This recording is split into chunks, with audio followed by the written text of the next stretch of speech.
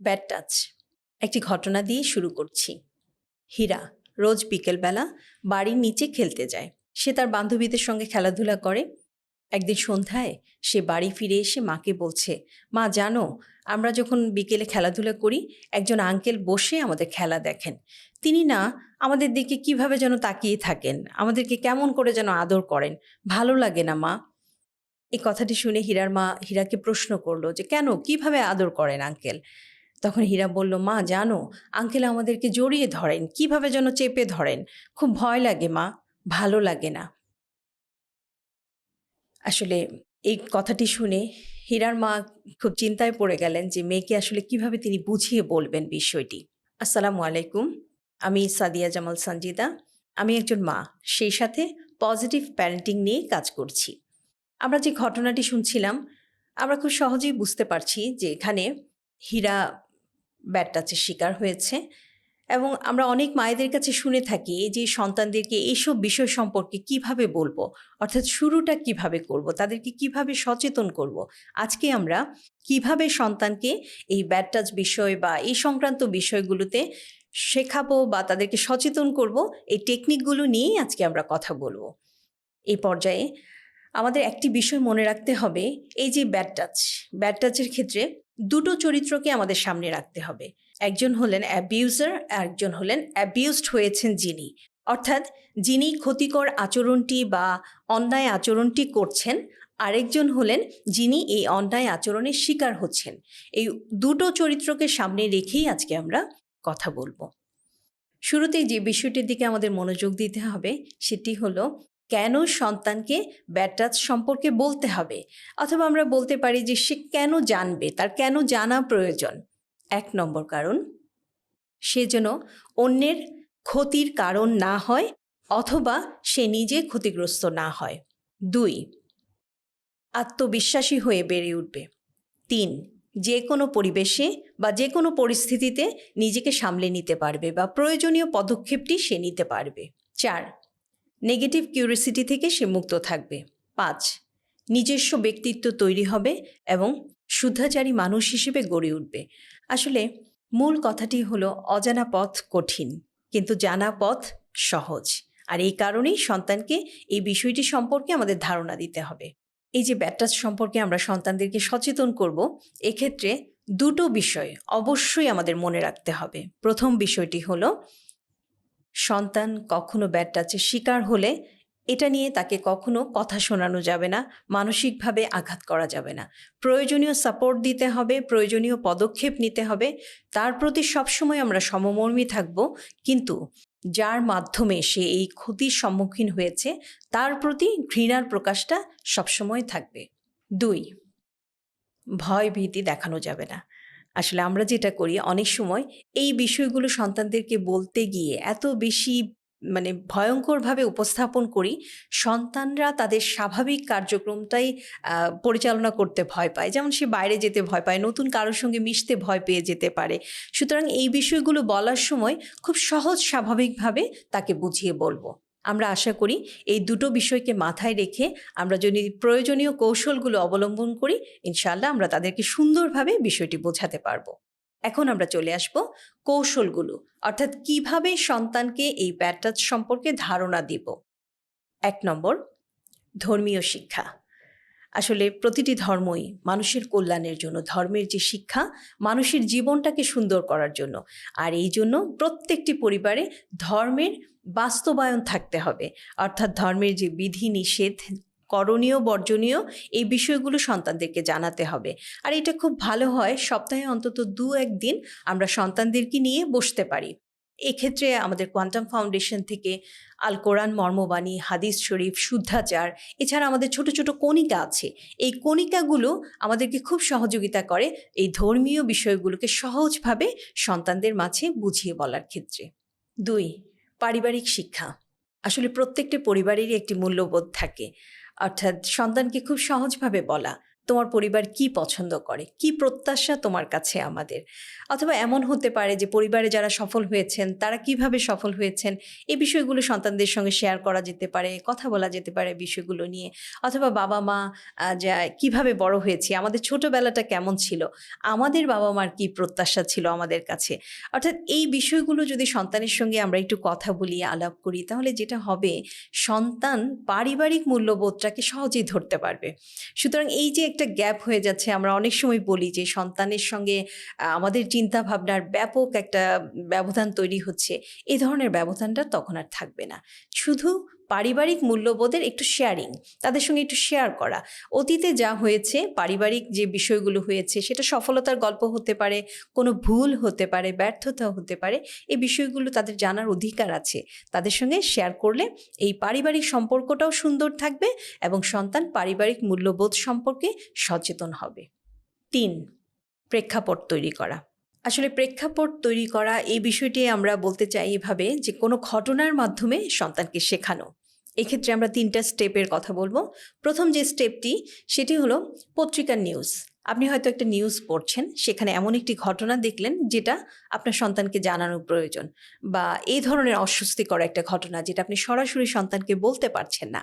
আপনি তাদেরকে ডাকলেন, পত্রিকার নিউজটি পড়লেন, পড়ে আপনি বললেন যে বাবা দেখো, এই বিষয়টিতে তারা যদি সতর্ক থাকতো তাহলে হয়তো ঘটনাটি এরকম হতো না। নিউজকে উপলক্ষ করে আপনি আপনার সন্তানকে বুঝিয়ে বলছেন, একটা ঘটনা ক্রিয়েট করেছেন। এভাবে সন্তানদের যে কোনো বিষয় মনে থাকে বেশি এবং তারা অনেক দিন পর্যন্ত এটাকে মনে রাখতে পারে এবং প্রয়োগ করতে পারে সুন্দরভাবে। দ্বিতীয় যে ধাপটি আমরা বলবো, গল্পের মাধ্যমে সন্তানকে বোঝানো। অর্থাৎ এমন একটা বিষয় বা সিচুয়েশন তৈরি হলো যেটা তাৎক্ষণিকভাবেই সন্তানকে বলা প্রয়োজন, কিন্তু সেরকম কোনো ঘটনাকে আপনি পাচ্ছেন না লিঙ্ক করার মতো, বা এই বিষয়টি দিয়ে বলবেন আপনি, এরকম কোনো বিষয় আপনার সামনে নাই। সেক্ষেত্রে নিজে নিজেই একটি ঘটনা তৈরি করে ফেলা, একটি গল্প তৈরি করে ফেলা, অথবা সমসাময়িক সময়ে আপনি যদি এরকম কোনো ঘটনা শুনে থাকেন সেটার সঙ্গে রিলেট করা, যে এই বিষয় এরকম এরকম আমি শুনেছিলাম, বিষয়টি তো এরকম, এই ক্ষেত্রে এভাবে পদক্ষেপ নিতে হয়।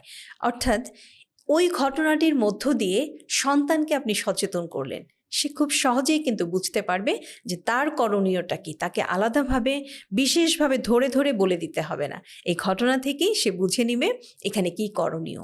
3 নম্বর ধাপ, প্রিয়জন বা পছন্দের মানুষ। পরিবারে থাকে না এমন কিছু মানুষ যাদেরকে সন্তানরা খুব পছন্দ করে, তাদের কথা ফেলতে পারে না, সেই ধরনের মানুষগুলোকে একটু কাজে লাগানো। অর্থাৎ যখন সন্তানের কোনো বিহেভিয়ার বা কোনো বিশেষ একটা কাজ যেটা সে পছন্দ করে না, সেটা আপনি তাকে দিয়ে করাতে চাচ্ছেন, করানো প্রয়োজন, বা তার বিহেভিয়ারের একটা বিষয় পরিবর্তন করা প্রয়োজন, আপনি সেই যে তার পছন্দের মানুষ, সেই পছন্দের মানুষকে একটু ইনফর্ম করতে পারেন, সে যেন তাকে একটু বলে দেয়।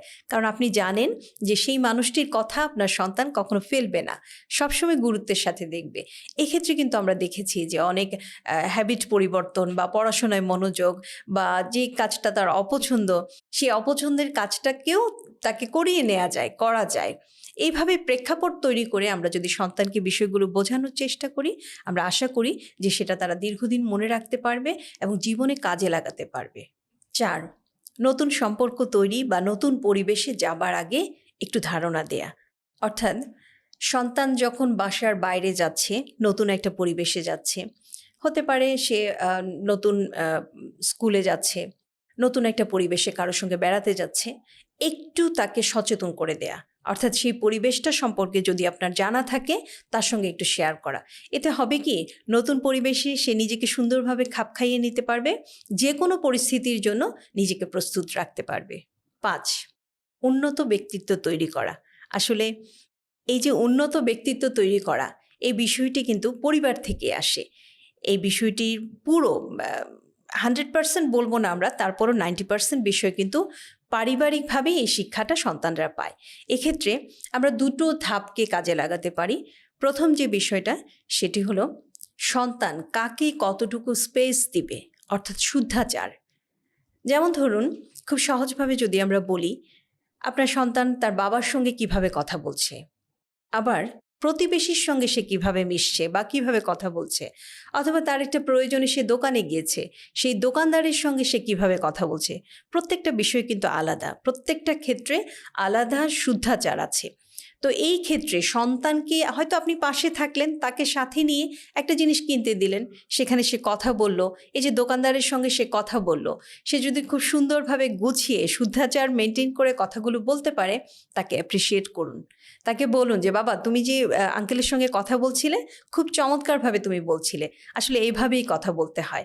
আর কিছু কিছু বিষয় সন্তানকে ডিলিংস শেখানো, যেমন বাসার ময়লাটা ফেলতে হবে, নিচে ময়লাটা দিয়ে আসতে হবে, তাকে পাঠিয়ে দেন, সেখানে সেই ব্যক্তির সঙ্গে কিভাবে কথা বলবে সেটা কিন্তু সে শিখবে। পত্রিকার বিলটা দিতে হবে, তাকে ডিল করতে দেন, সে করুক, কথা বলুক, এবং তার আচরণগুলো যদি ঠিক থাকে তাকে অ্যাপ্রিসিয়েট করেন।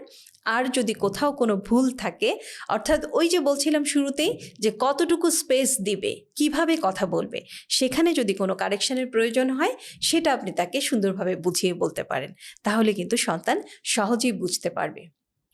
দ্বিতীয় যে ধাপটির কথা এখানে আমরা বলবো সেটি হলো শালীন পোশাক। এটাকে আমরা খুব সহজভাবে বলতে পারি, যেমন ধরুন বাসায় আমরা খুব কমফোর্টেবল আরামদায়ক পোশাক পরতে পছন্দ করি। আবার ঠিক বাড়ি থেকে যখন বের হচ্ছি, বাসা থেকে বের হচ্ছি, আমরা কিন্তু পোশাকটা চেঞ্জ করি যেখানে যেমন প্রয়োজন। আমি বাজারে যাচ্ছি, আমার পোশাকটা একরকম, আমি কোথাও বেড়াতে যাচ্ছি, সেখানে পোশাকটা ভিন্ন রকম। অর্থাৎ কোথায় কেমন ড্রেস আপ গেট আপ নিব, সেটা কিন্তু সন্তানকে বোঝাতে হবে, বুঝিয়ে বলতে হবে। সাধারণত বাচ্চারা এই বিষয়গুলোতে সচেতন, তারা জানে। তারপরও অভিভাবক হিসেবে আপনি যদি মনে করেন যে এই জায়গাটাতে সন্তানের কিছু কারেকশন প্রয়োজন, অবশ্যই এই কারেকশনটা আপনাকে করে দিতে হবে। আর এইভাবে এই দুটো বিষয়ের প্রতি সতর্ক থাকলে আমরা আশা করি সন্তানরা শুদ্ধাচার বা শুদ্ধাচারী মানুষ হিসেবে গড়ে উঠবে এবং তার ব্যক্তিত্বটা খুব চমৎকার হবে। 6, সন্তানের কথা মনোযোগ দিয়ে শোনা, সহজভাবে নেয়া। আসলে এই বিষয়টি আমরা একটু ভিন্নভাবে চিন্তা করতে চাই। যেটা হয় যে সন্তান যখন কোনো বিষয়ে কথা বলতে চায়, আমরা খুব আগ্রহ নিয়ে মনোযোগ দিয়ে তার কথা শোনা শুরু করি। যখন সে অনেক কিছুই আমাদের সঙ্গে শেয়ার করে ফেলে বা কোনো অপ্রীতিকর বিষয় যেটা খুব সহজভাবেই বন্ধুর মতো করে বলে ফেলে, সেই সময়টাতেই হঠাৎ করে আমরা আবার অভিভাবক হয়ে যাই, প্যারেন্টসের মতো আচরণ করতে চাই।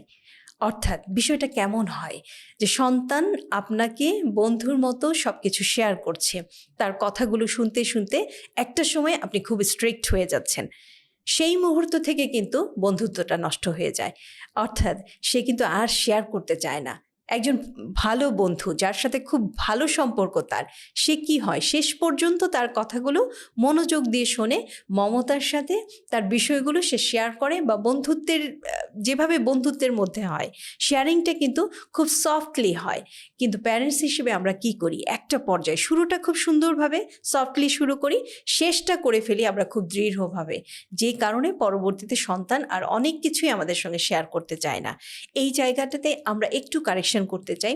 মনে রাখতে হবে, সন্তানকে বন্ধুর মতো আচরণ করব, সন্তানের সঙ্গে বন্ধুর মতো মিশবো, তার সব কথাগুলো মনোযোগ দিয়ে শুনবো, সহজভাবে নিব। যেখানে যে কারেকশনটা প্রয়োজন সেটাও একজন ভালো বন্ধুর মতো তাকে সহজভাবে বুঝিয়ে বলবো, খুব সফটলি মমতার সাথে বুঝিয়ে বলবো। অর্থাৎ সেই জন্য আপনার কাছে একটা সফটনেস পায়, সবসময় তার এই বিশ্বাসটা যেন থাকে যে না, ঠিক আছে, বাবাকে বলেছি, মাকে বলেছি, তারাই তো আমার সবচাইতে বড় বন্ধু, ভালো বন্ধু, তাদের কাছেই আমি সমাধানটা পাবো। এটা যেন আমরা মেনটেন করতে পারি, তাহলেই কিন্তু আমরা সঠিকভাবে যে কোনো বিষয় সন্তানকে বুঝিয়ে বলতে পারবো। আর সে যখন এই ধরনের কাজে বা পরিস্থিতিতে পড়বে, আপনার কথা মনে হবে যে মা কি ভাববেন, বাবা কি ভাববেন, সে সচেতন হবে এবং প্রয়োজনীয় পদক্ষেপটা সে নিতে পারবে। 7, সন্তানকে সোশ্যাল করতে হবে, সামাজিকভাবে বেড়ে ওঠার সুযোগ দিতে হবে। সেটা কীরকম? আসলে এই যে এতক্ষণ আমরা যে বিষয়গুলো বলছি, বা আজকে আমরা এই যে ব্যাড টাচের বিষয় নিয়ে কথা বলছি, আমরা যখন ছোট ছিলাম আমাদেরকে কিন্তু এইভাবে করে বলতে হয়নি। কেন?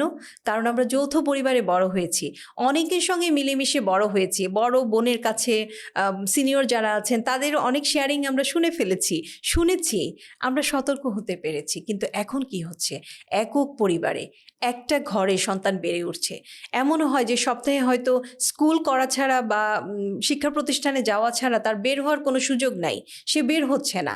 আসলে মানুষের সঙ্গে যখন সে মিশছে না, সে কিভাবে বুঝবে কোন মানুষটা কেমন?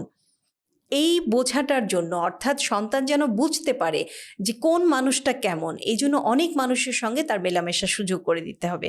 আমরা বলে থাকি যে সন্তানকে আপনি বাজারে যাচ্ছেন, বাজারে নিয়ে যান, শপিং মলে যাচ্ছেন, সন্তানকে সাথেই নিয়ে যান। আর আলহামদুলিল্লাহ আমরা যারা কোয়ান্টাম ফাউন্ডেশনে আছি, আমাদের তো প্রত্যেক সপ্তাহে সাদাকায়ন যৌথ একটা প্রোগ্রাম হচ্ছে। আমরা সবাই অনেক মানুষ একসাথে মেডিটেশন করছি, কথা বলছি, সময় কাটাচ্ছি। এটা একটা চমৎকার সুযোগ, এটা সবার জন্য উন্মুক্ত, সবারই সুযোগ আছে। সুতরাং আমরা সবসময় চেষ্টা করব আমাদের সন্তানদেরকে সামাজিক করে গড়ে তুলতে, সমাজের সব মানুষের সঙ্গে মেলামেশার সুযোগ করে দিতে হবে।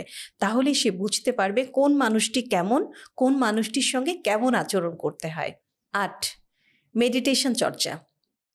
মেডিটেশন হলো cooling system of brain, cleaning system of mind. অর্থাৎ মনটাকে সুস্থ রাখার জন্য মনেরও তো একটা যত্নায়নের প্রয়োজন হয়। এই যত্নায়নের সুযোগটা সৃষ্টি হয় নিয়মিত মেডিটেশন চর্চার মধ্য দিয়ে। যে মানুষটি নিয়মিত মেডিটেশন চর্চা করেন তাকে কিন্তু বলে দিতে হয় না কখন কোথায় তিনি কী আচরণ করবেন, এটা স্বাভাবিকভাবেই তার মধ্যে বেড়ে ওঠে। অর্থাৎ তিনি মনের যত্নায়নটা সঠিকভাবে করতে পারেন এবং নিজে নিজেই বুঝতে পারেন কোথায় কোন কাজটা, কোন কথাটা বলতে হবে, কোন কাজটা করতে হবে। তাই নিজেরা নিয়মিত মেডিটেশন চর্চা করব, সন্তানদেরকে উদ্বুদ্ধ করব নিয়মিত মেডিটেশন চর্চার জন্য। আজকে আমরা ব্যাড টাচ নিয়ে যে কথাগুলো বললাম বা যে কৌশলগুলো আমরা বললাম যে সন্তানকে কিভাবে শেখাবো, এক্ষেত্রে একটা বিষয় আমরা বলতে চাই, আসলে যে ব্যাড টাচের শিকার হয় আবার যে মানুষটির দ্বারা আরেকজন ব্যাড টাচের শিকার হচ্ছে, দুটো মানুষই কিন্তু পরিবারের অংশ। যিনি অ্যাবিউজার, সে কিন্তু তার সঠিক শুদ্ধাচার বা সঠিক শিক্ষাটা পাচ্ছে না, যে কারণেই সে অন্য আরেকজনের ক্ষতির কারণ হচ্ছে। আমরা চাই না কেউ ব্যাড টাচের শিকার হোক বা কেউ ব্যাড টাচ করুক। এই শিক্ষাটি আমরা সন্তানকে পরিবার থেকে ছোটবেলা থেকেই দিতে চাই। এবং সেই ক্ষেত্রে একটা বিষয় আমাদের মনে রাখতে হবে, সেটা ছেলে কি মেয়ে উভয়ের ক্ষেত্রে প্রযোজ্য। যে কেউ এই পরিস্থিতির শিকার হতে পারে, আবার যে কেউ এই পরিস্থিতি সৃষ্টি করতে পারে। আমাদের এই এপিসোডের মধ্য দিয়ে ইনশাআল্লাহ একটা চমৎকার সচেতনতা তৈরি হবে এবং আমরা আমাদের সন্তানদেরকে সচেতন করতে পারবো। আজ এই পর্যন্তই। আর এই বিষয়ে আপনাদের যে কোনো মতামত, প্রশ্ন বা জিজ্ঞাসা কমেন্টে জানান। সবাই ভালো থাকুন, নিয়মিত মেডিটেশন করুন, পরিবারকে সময় দিন। সবার পরিবার হোক আলোকিত পরিবার। আসসালামু আলাইকুম।